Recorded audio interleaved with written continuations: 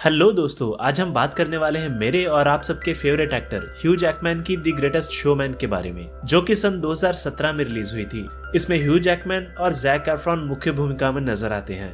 ये एक musical drama film थी और इसमें सबकी एक्टिंग को काफी सराहा गया था। इस फिल्म ने काफी सारे अवार्ड्स भी अपने नाम किए थे। बाकी अगर बात करें क्रिटिक्स की, तो इस मूवी को काफी आलोचनाओं का सामना करना पड़ा था, पर बावजूद इसके ये एक बॉक्स ऑफिस सक्सेस रही थी। तो विदाउट वेस्टिंग एनी टाइम शुरू करते हैं मूवी की एक्सप्लेनेशन। मूवी की शुरुआत में हम एक छोटे बच्चे को देखते हैं जो एक बहुत एक्सपेंसिव सूट को देखकर खुश हो रहा होता है। वो अपने पिता के साथ एक अमीर शख्स हॉलेट के पास जाते हैं, जहाँ बच्चे का नाम पीटी बार्नम और उसके पिता का नाम फिलो था। वो उस फैमिली का दर्जी था और आज भी उसी सिलसिले में वहां आए थे। यहाँ उसकी मुलाकात उस अमीर शख्स की बेटी चैरिटी से होती है, जो उसे देखकर मुस्कुराती है और थोड़े ही समय में दोनों में दोस्ती हो जाती है।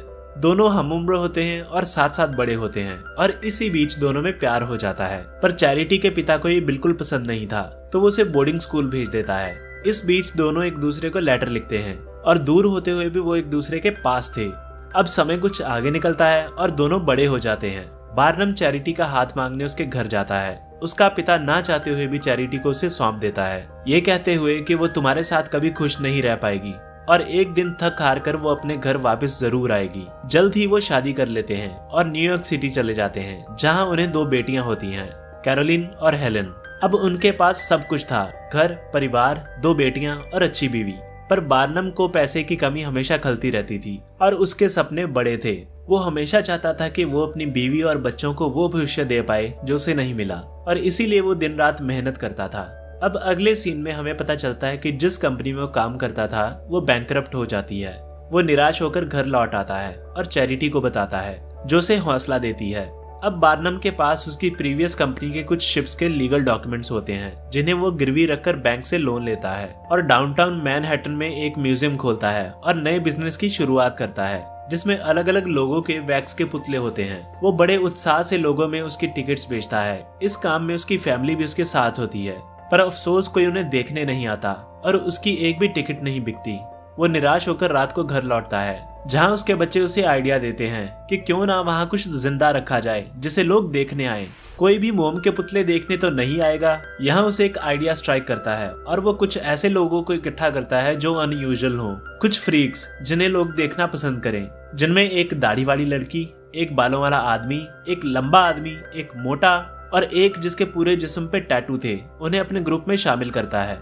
वो हर जगह अपनी एडवर्टीजमेंट करता है, जिससे लोग उन्हें देखने आते हैं और उनका शो हाउसफुल हो जाता है और उनपे पैसों की बरसात होती है। उनके शो को काफी पॉपुलैरिटी मिलती है, पर साथ ही साथ प्रख्यात क्रिटिक जेम्स गॉर्डन उनके बारे में आपत्तिजनक बातें लिखता है, जिससे सोसाइटी के कुछ लोग उनपे भड़क जाते हैं कि तुम समाज में रहने लायक नहीं हो, तुम अतरंगी हो, वगैरह वगैरह। पर इससे उल्टा उन्हें फायदा ही होता है।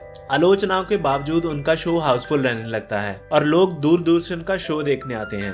और उसी न्यूज आर्टिकल से प्रेरित होकर वो अपने म्यूजियम का नाम बार्नम्स अमेरिकन म्यूजियम से बार्नम सर्कस रख लेता है। इसके बाद वो एक बहुत बड़े घर को खरीद लेता है, जिसमें वो और चैरिटी बचपन में आया करते थे और सुनहरे भविष्य के सपने देखा करते थे। अब उनके पास सब कुछ था। यहाँ वो अपनी बेटियों की इच्छाओं को भी पूरा करता है, जिसके तहत वो उसे बैले शूज गिफ्ट करता है और एक बैलेट स्कूल में उसका दाखिला करवाता है। पर वहाँ उसकी सहेलियां बार्नम की इमेज की वजह से उसे अच्छे से बात नहीं करती। इस पर बार्नम और चैरिटी उसे समझाते हैं। अब अगले सीन में Barnum play writer Philip Carlyle को अपने ग्रुप में शामिल करने की पेशकश करता है, पर फिलिप मना कर देता है। काफी इंसिस्ट करने के बाद वो मान जाता है। अब जैसे जैसे उनकी पॉपुलैरिटी बढ़ती जाती है, वैसे ही उनके हेटर्स भी बढ़ते जाते हैं, जिसके चलते उनके थिएटर के बाहर दंगे होना आम बात थी। यहाँ फिलिप की मुलाकात African American artist Anne Wheeler से होती है और पहली नजर में ही वो उसे अच्छी लगने लगती है, पर अपनी फीलिंग्स को उसके सामने शो नहीं होने देता। कुछ टाइम बाद फिलिप अपनी पहुंच लगाकर क्वीन विक्टोरिया के लिए उनकी सर्कस के एक शो का अरेंज करता है। सब लोग खुश होते हैं क्योंकि अब उन्हें और भी पॉपुलैरिटी मिलने वाली थी, और अगर एक बार उनका ये शो सक्सेसफुल हो जाता तो हेटर्स के मुंह पे ताला अपने आप ही लग जाना था। इसी उम्मीद से वो क्वीन विक्टोरिया से मिलने जाते हैं और क्वीन को उनका हंसमुख अंदाज अच्छा लगता है। यहाँ उनकी मुलाकात स्वीडिश ओपेरा सिंगर जैनी लिंड से होती है। उसे पता चलता है कि मिसेस लिंड एक बहुत अच्छी गायिका है और जहाँ भी वो जाती उस शो के सारे टिकट्स बिक जाते थे। इसी सिलसिले में वो उसे अपने ग्रुप में शामिल करने की पेशकश करता है, ताकि वो उसके शो को नई ऊंचाइयों तक ले जाए। अब वो उसे अपने साथ अमेरिका ले आता है और उसका एक शो अरेंज कराता है। वहाँ शहर के बड़े से बड़े और अमीर से अमीर लोग आए होते हैं। शो सक्सेसफुल रहता है और सब लोग बड़े मजे से उनका गाना सुनते हैं। ये देखकर बार्नम बहुत खुश होता है। सारा थिएटर तालियों की गड़गड़ाहट से भर जाता है। शो के सक्सेसफुल होने पे एक पार्टी रखी जाती है जिसमें चैरिटी के माता पिता भी आते हैं, पर वो उन्हें बेइज्जत करके वहाँ से निकाल देता है। यहाँ उसके सर्कस वाले भी आते हैं, पर वो उन्हें अंदर नहीं आने देता और बहाने से उन्हें बाहर भेज देता है। पर वो सामने के दरवाजे से अंदर आ जाते हैं और अपना गुस्सा जाहिर करते हैं। सब कॉर्पोरेट के लोग उन्हें देखकर हैरान हो जाते हैं। इसके बाद बार्नम एक प्लान बनाता है और अपना सब कुछ दांव पर लगाकर लिंड के साथ दुनिया भर में शो करने का प्रस्ताव रखता है। पर फिलिप उसे मना करता है और कहता है कि हम यहाँ रहते हुए भी वो हासिल कर सकते हैं जो हमने सोचा है। पर बार्नम उसकी एक नहीं सुनता।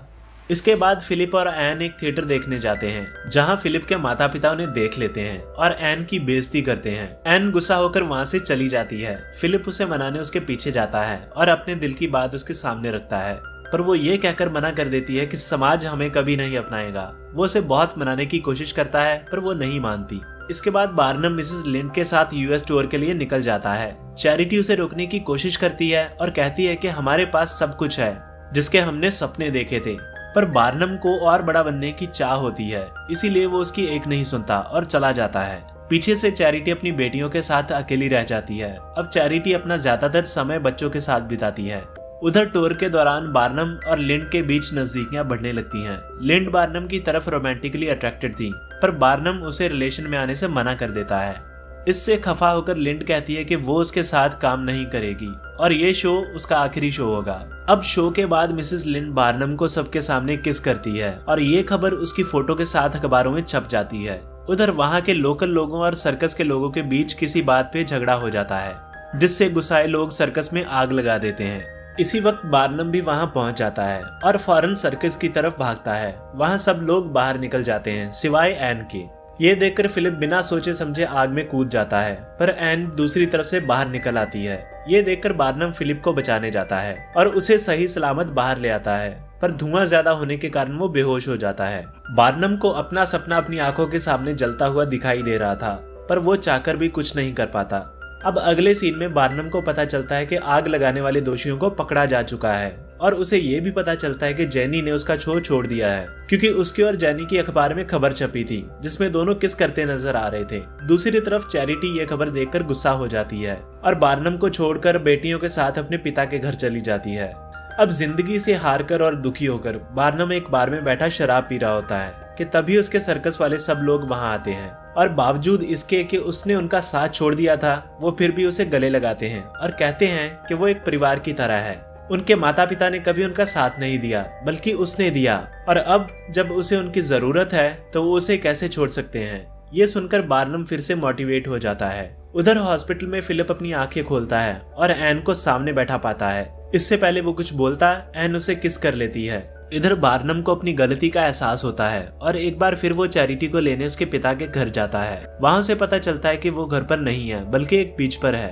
तो बार्नम भागकर उस बीच पर जाता है और कहता है कि मैंने तुम पर और अपने परिवार पर मुसीबतें ढाई और तुमने मुझे आगाह भी किया था, पर मैंने तुम्हारी एक नहीं सुनी और जो मेरे पास था मैं उससे ज्यादा पाना चाहता था और शायद यही मेरी बेवकूफी थी, पर अब मैं समझ गया हूँ मुझे क्या करना है। इस पे चैरिटी कहती है कि मैं तो सिर्फ प्यार करने वाला इंसान चाहती थी और इसके अलावा मुझे कुछ नहीं चाहिए था। इतना कहकर दोनों गले लग जाते हैं।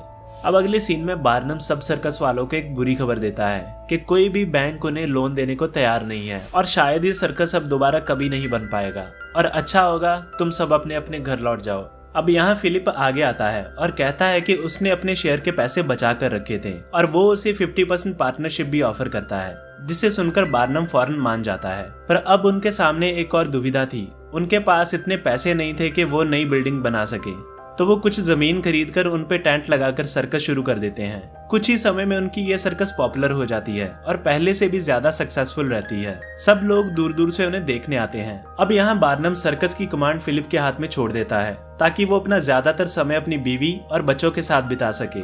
अब उसके पास ज्यादा पैसे तो नहीं थे, पर हाँ एक सेटिस्फैक्टरी लाइफ थी, पत्नी थी, बच्चे थे जिसकी उसे हमेशा से तलाश थी। और जिसे वो पैसे की होड़ में पहचान नहीं पा रहा था। और आखिर में उसे समझ आ जाता है कि जिंदगी पैसों के पीछे भागना नहीं, बल्कि जिन्हें हम प्यार करते हैं उनके साथ अच्छा वक्त बिताना है। और लास्ट सीन में बार्नम एक हाथी पर बैठकर अपनी बेटी के बैले स्कूल उसकी परफॉर्मेंस देखने जाता है और मूवी एक हैप्पी एंडिंग के साथ खत्म हो जाती है।